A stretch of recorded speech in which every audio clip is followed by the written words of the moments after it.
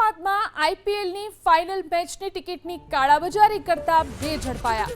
ટિકિટો બ્લેકમાં વેચતા બે આરોપીની સાબરમતી પોલીસે ધરપકડ કરી। નવીન કુમાર જૈન અને સંજય ભણસાલીની પોલીસે ધરપકડ કરી। અલગ અલગ 5 ટિકિટ સહિત 3,58,000ના મુદ્દામાલ સાથે બંનેની ધરપકડ કરી લેવામાં આવી છે। સાબરમતી પોલીસે બંને આરોપીની ધરપકડ કરી અને તપાસ શરૂ કરી છે। તો બંને વ્યક્તિઓ કે જે ટિકિટની કાળાબજારી કરી રહ્યા હતા, અલગ અલગ 5 ટિકિટ સહિત 3.58 લાખના મુદ્દામાલ સાથે બંનેને ઝડપી પાડવામાં આવ્યા છે।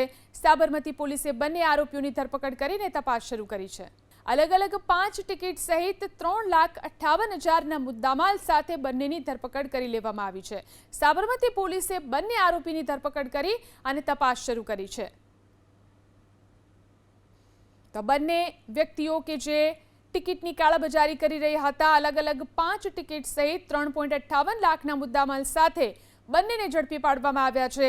સાબરમતી પોલીસે બંને આરોપીઓની ધરપકડ કરીને તપાસ શરૂ કરી છે।